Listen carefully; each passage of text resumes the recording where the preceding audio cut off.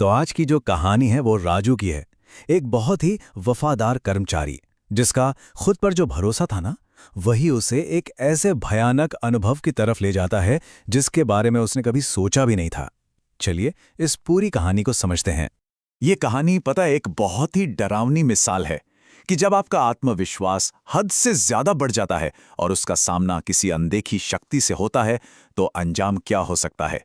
राजू की कहानी हमें इसी सच से मिलवाती है। कहानी का जो मेन कैरेक्टर है वो है राजू।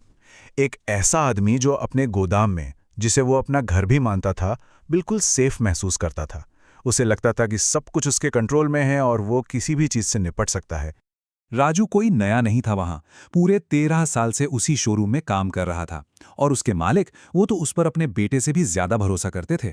वो गोदाम में ही बनी एक छोटी सी जगह में रहता था और एकदम निडर था। मतलब भूत प्रेत या ऐसी किसी भी चीज से उसे डर नहीं लगता था। और शायद यही उसकी सबसे बड़ी भूल थी। सब कुछ बिल्कुल नॉर्मल चल रहा था, रोज की तरह।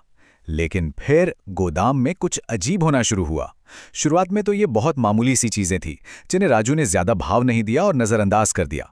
एक रात का किस्सा है, राजू अपना खाना बना रहा था और तभी अचानक कुछ बक्से जोर की आवाज के साथ जमीन पर आ गिरे।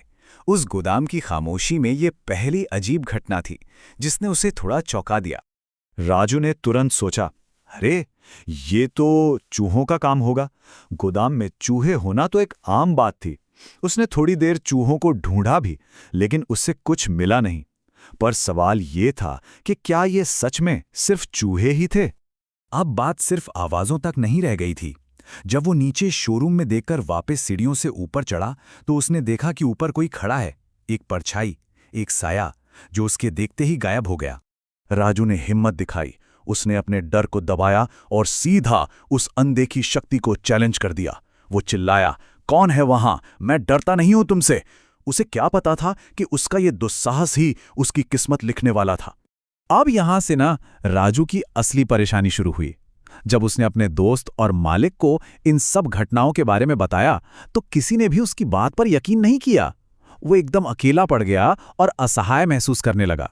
मतलब एक तरफ राजू था जो सच में महसूस कर रहा था कि कोई है, वो खतरे में है, और दूसरी तरफ दुनिया थी जिसे लग रहा था कि वो बस थक गया है, सपने देख रहा है। उसके दोस्त देवेंद्र ने कहा कि ये सब उसका वहम है और मालिक ने तो डांट कर फोन ही रख दिया।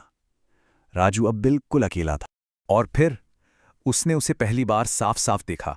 एक ऐसा भयानक जीव जो जानवरों की तरह चल रहा था, लेकिन उसका चेहरा एक इंसान का था। उसकी पूरी चमड़ी जली हुई थी और जगह जगह से छिल रही थी। उसे देखकर राजू डर के मारे जैसे जमी गया। और फिर जो हुआ वो तो और भी ज्यादा अजीब था। रात के 1:30 बजे मालिक से डांट खाने के कुछ ही पलों बाद उसने शटर पर जोर की दस्तक सुनी।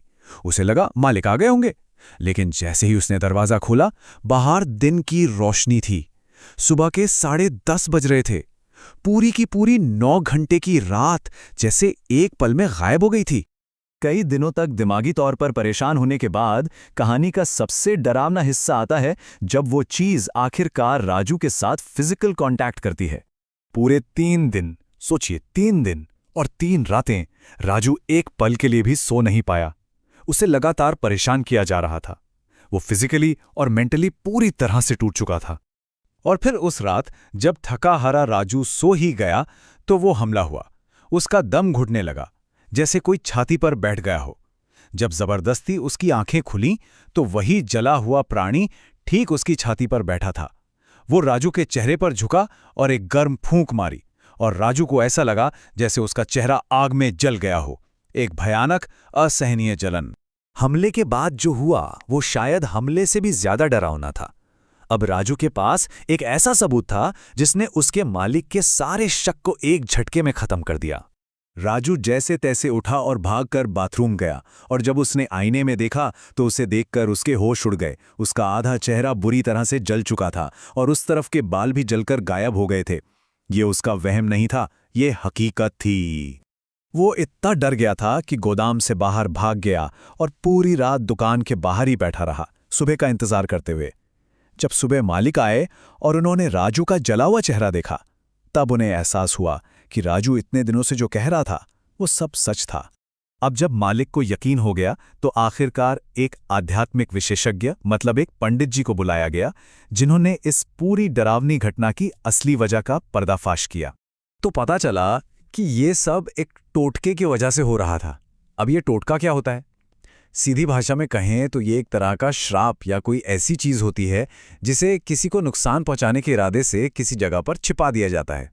पंडित जी ने जो बताया वो सुनकर सबके होश उड़ गए। उन्होंने बताया कि दुकान के काउंटर के नीचे एक टोटका छिपाया गया था, जो असल में मालिक को बर्बाद करने के लिए था। वो शक्ति शांत थी, तब तक जब तक राजू ने उसे चुनौती नहीं दी। राजू की सबसे बड़ी गलती थी उस अनदेखी शक्ति से उलझना, उसे जवाब देना, और इसी जवाब ने उस शक्ति को राजू पर हावी होने का रास्ता दे दिया। ये कहानी ना एक बहुत ही अजीब सवाल पर खत्म होती है। वो शक्ति तो शायद बस एक आहट दे रही थी, एक मेजबान ढूंढ रही थी। राजू ने जवाब देकर उसे वो मेजबान दे दिया। जरा सोचिए क्या होता है जब कोई उस दुनिया की पुकार का जवाब दे देता है जिसे असल में नजरअंदाज किया जाना चाहिए।